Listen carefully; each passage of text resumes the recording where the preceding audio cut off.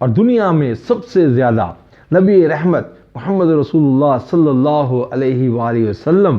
سے محبت اور ان پر قربان ہونے کا جذبہ ظاہر کیا جاتا ہے، مگر پھر بھی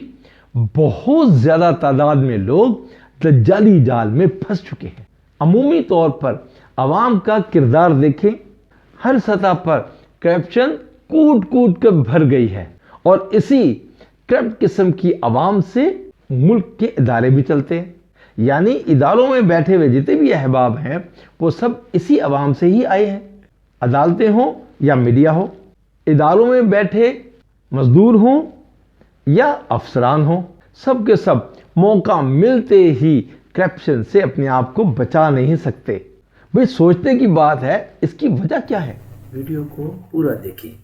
اور چینل کو سبسکرائب کریں، لائک کریں، دوسروں کو شیئر کریں، اپنے بہترین کمنٹس بھی دیں۔ بہت محنت بزرگوں اور علماء اکرام سے اور ملک کے مختلف دانشوروں سے ملاقاتوں کے بعد اور بہت زیادہ تحقیق اور مشورے کے بعد اور یونیورسل بہترین عمدہ کتابوں کی تجزیے کے بعد ملک پاکستان کے ایک ایسے مسئلے کی طرف توجہ مرکوز ہوئی کہ اس کے علاوہ دوسرا کوئی کام جو سب سے پہلے توجہ طلب ہو یا عمومی محنت کرنے کا کوئی ذریعہ ہو، جس کے کرنے سے ہمارے ملک کا معاشرہ جلد از جلد سیدھی راہ پر گامزن ہو جائے اور دنیا اور آخرت میں کامیابیاں سمیٹ کر ترقی حاصل کرے۔ بزرگوں کا قول ہے، امت کے آخری طبقے کی اصلاح اسی طریقہ محنت سے ہوگی جس طریقہ محنت سے اس امت کے پہلے طبقہ یعنی صحابہ رضوان اللہ تعالیٰ اجمعین پر محنت کر کے اصلاح ہوئی تھی، یعنی تمام نبیوں کی محنت جو محمد رسول اللہ صلی اللہ علیہ وآلہ وسلم نے آ کے فرمائی، اسی محنت کے ذریعے سے اس امت کے آخری طبقے کی اصلاح ہوگی۔ اس کے علاوہ بہت سارے طریقے استعمال کیے جائیں گے اور اختیار کیے جائیں گے اور ہر طریقے کے اوپر محنت بھی ہوگی، لیکن نتیجہ ہمیشہ منفی آئے گا اور ہزیمت کا سامنا کرنا پڑے گا۔ صرف ایک ہی طریقہ ہے اور وہ طریقہ محمد عربی صلی اللہ علیہ وآلہ وسلم کا طریقہ، کہ جس طریقے سے انہوں نے محنت کی اور ایک بہت بڑی جماعت صحابہ رضوان اللہ تعالیٰ اجمعین کی تیار کی، بہترین شخصیتیں تیار کی، اور انہوں نے پوری دنیا کے اندر ہزاروں سال تک ایک بہترین نظام دیا جو کہ عمل کر کے دکھایا۔ وہی طریقہ اب اس امت کے آخری طبقے پر بھی استعمال ہوگا تو اصلاح آئے گی۔ یہ بات بھی بہت مشہور ہے کہ پاکستان میں دنیا میں سب سے زیادہ علماء پائے جاتے ہیں، پاکستان میں دنیا میں سب سے زیادہ دین کی محنت ہو رہی ہے، اور پاکستان میں دنیا میں سب سے زیادہ حافظ قرآن پائے جاتے ہیں، اور اسی پاکستان میں دنیا میں سب سے زیادہ انسانیت کی خدمت کرنے کے لیے چیریٹی جمع کی جاتی ہے، صدقہ خیرات دیا جاتا ہے، سب سے زیادہ قربانی کے وقت میں جانوروں کی قربانی دی جاتی ہے، اور دنیا میں سب سے زیادہ نبی رحمت محمد رسول اللہ صلی اللہ علیہ وآلہ وسلم سے محبت اور ان پر قربان ہونے کا جذبہ ظاہر کیا جاتا ہے، مگر پھر بھی بہت زیادہ تعداد میں لوگ دجالی جال میں پھنس چکے ہیں۔ عمومی طور پر عوام کا کردار دیکھیں، ہر سطح پر کرپشن کوٹ کوٹ کر بھر گئی ہے، اور اسی کرپٹ قسم کی عوام سے ملک کے ادارے بھی چلتے ہیں۔ یعنی اداروں میں بیٹھے ہوئے جتنے بھی احباب ہیں وہ سب اسی عوام سے ہی آئے ہیں، عدالتیں ہوں یا میڈیا ہو، اداروں میں بیٹھے مزدور ہوں یا افسران ہوں، سب کے سب موقع ملتے ہی کرپشن سے اپنے آپ کو بچا نہیں سکتے۔ بھئی سوچنے کی بات ہے، اس کی وجہ کیا ہے؟ دیکھیں بھئی، دنیا میں پہلے جنگل کا قانون کا راج تھا، اور پھر بادشاہوں کا راج یعنی ون مین شو آیا۔ یہ سب ظالمانہ راج تھے اور مظلوموں پر ظالم حکومت کرتے تھے۔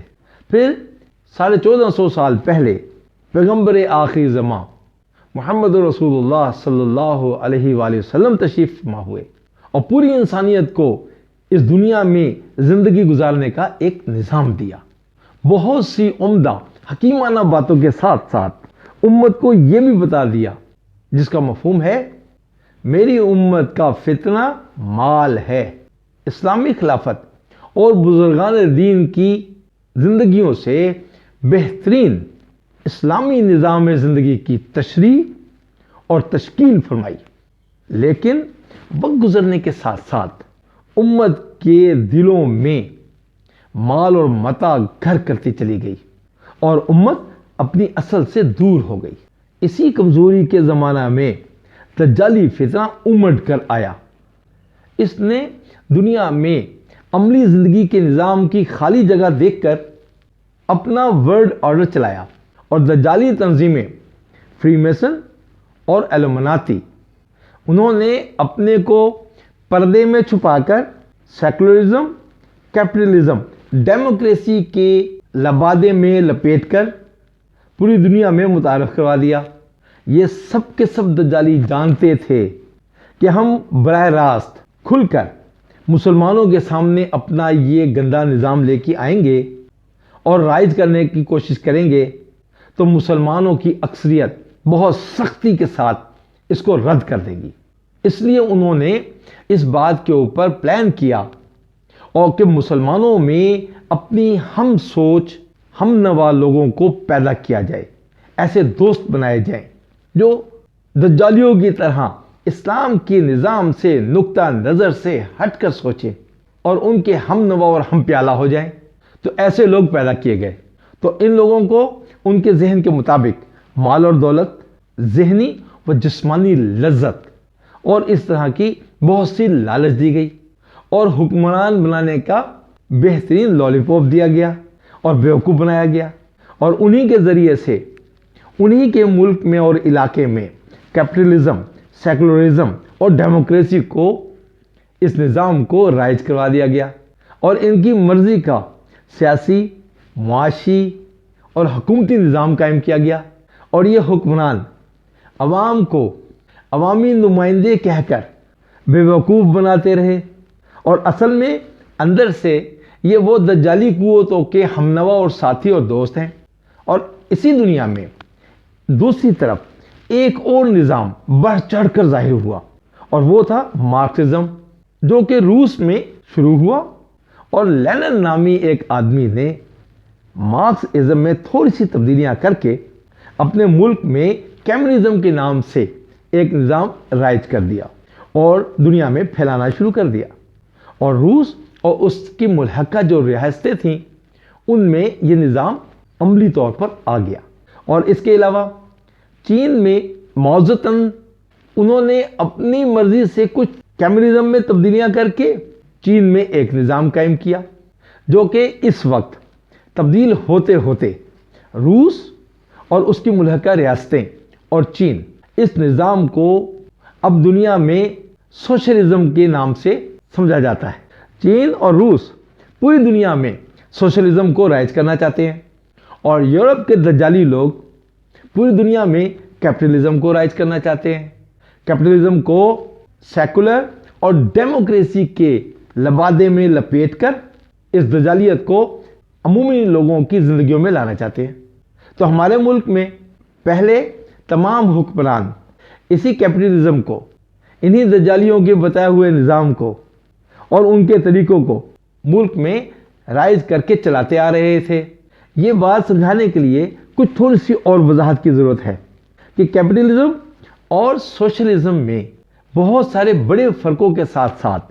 کچھ بنیادی یہ فرق ہیں کہ کیپٹلزم میں حکومت چلانے کے لیے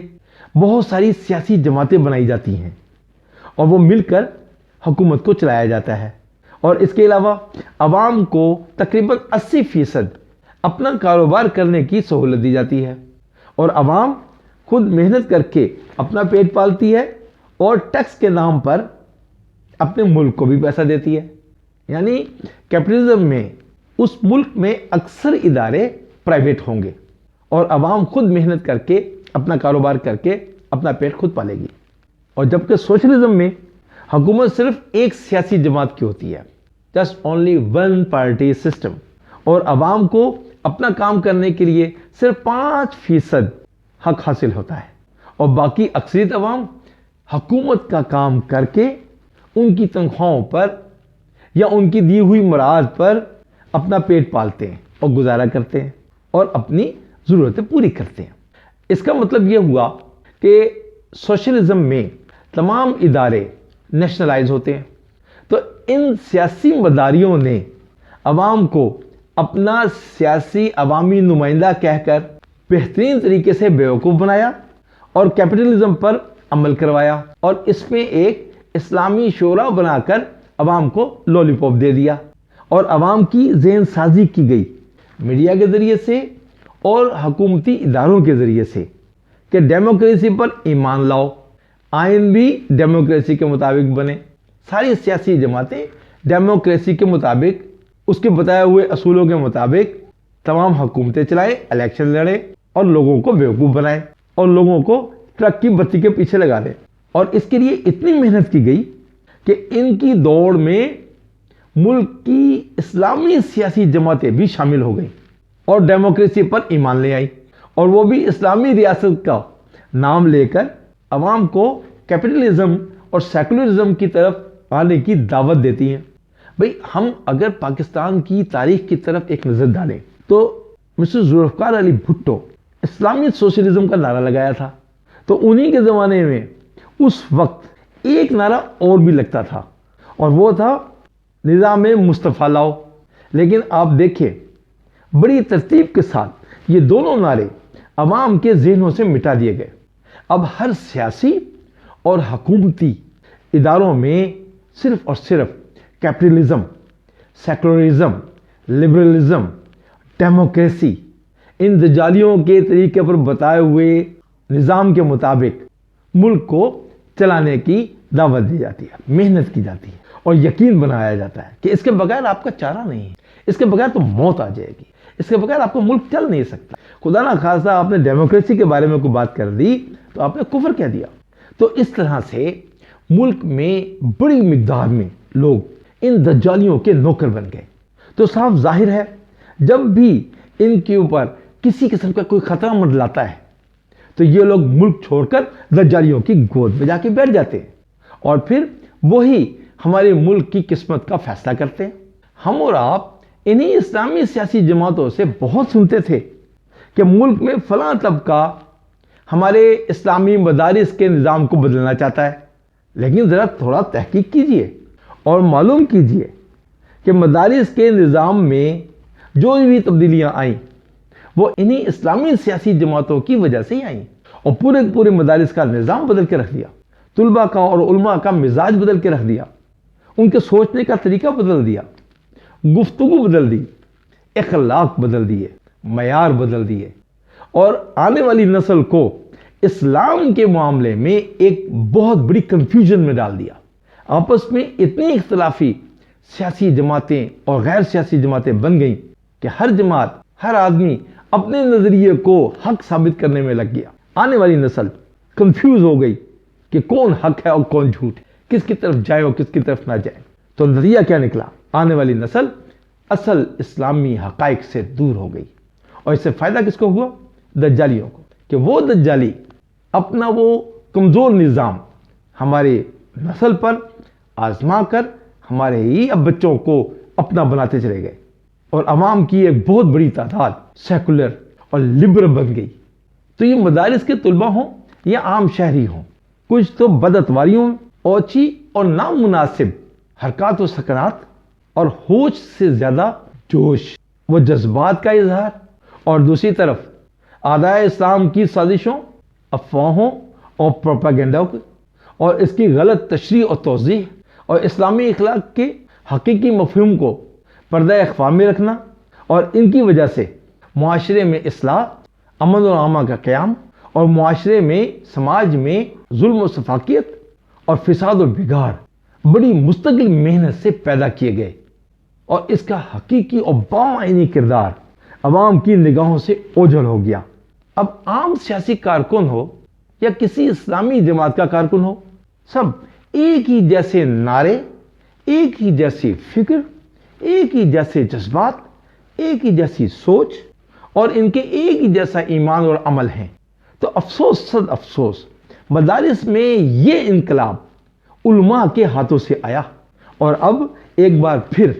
अवाम को इस निज़ाम से छुटकारा दिलाने के लिए मुल्क में सोशलिज्म का निज़ाम लाने की कोशिश की जा रही है, यानी वन पार्टी सिस्टम। तो कैसे हम इन बातिल और दज्जाली निज़ामों से छुटकारा हासिल करें और अपने असली हकीकी इस्लामी निज़ाम की तरफ आएं कि वो इस्लाम का कानून, जंग, अमन व आफियत का ज़ामिन है। सिसकती, बिलकती और तड़पती इंसानियत को अगर कोई जापनाह मिलती है और मौका निजात मिल सकता है तो वो सिर्फ और सिर्फ इस्लामी तालीमात और निज़ाम के ज़ेर असर है, वरना ये खौफ और अंदेशों के साए इंसानियत का यूं ही पीछा करते रहेंगे और इनका खून चूसते रहेंगे। इसलिए अवामी सतह पर हर किसी को एक दूसरे के लिए हकीकी इस्लामी निज़ाम की तलब और सोच व फिक्र और इसकी तब्दीली की मेहनत करना होगी। तो काफ़ी वीडियोज़ में हम इंसानियत की तरबियत की बात कर रहे हैं। तो तरबियत असल में है क्या? तो तरबियत के मायने हैं किसी चीज़ को उसके इब्तदाई मराहिल से इंतहा तक पहुंचाना और इन तमाम मराहिल में इसकी तमाम ज़रूरियात को पूरा करना। अब बच्चे की पैदाइश से लेकर मौत तक की ज़िंदगी गुजारने में जो मराहिल पेश आते हैं, इन तमाम में बच्चों की रहनुमाई करने का नाम तरबियत है। तो माहिर नफ्सियात और मशहूर दानिशरों का कौल है कि बच्चे की पैदाइश के 3 साल बाद इसकी असल में तरबियत का आगाज़ होता है और बच्चा माँ बाप और उनके ख़ानदान से 40 से 50% तक असर लेता है और शख्सियत बनाता है। तो लिहाजा इन बच्चों पर ज़्यादा से ज़्यादा मेहनत करके इनकी सोच और फिक्र में तब्दीली लाकर इनके दिलों में इस्लामी तलब पैदा करके ऐसी मेहनत करना होगी तो उम्मत का आखिरी तबका उसी मेहनत से अपनी असल पर आएगा जिस मेहनत से इस उम्मत का पहला तबका उम्मत की अपनी असल पर आया था। तो मेरे प्यारों, आपको और मुझे, हम सबको मिलकर मेहनत करना होगी और ये मेहनत जैशे मेहदी तक लेके जानी है। तो इस मेहनत को सीखने के लिए अल्लाह सुब्हानहू तआला के रास्ते में सहाबा रज़ियल्लाहु तआला अजमईन के तरीके पर निकलें, कुर्बानियाँ दें। अल्लाह अज़्ज़ व जल आपकी मेहनत और कुर्बानी पर पूरी दुनिया में दीन इस्लाम के निज़ाम को कायम करेगा और हम सबको मेहनत करने वालों को कामयाबी देंगे इंशाअल्लाह अज़ीज़।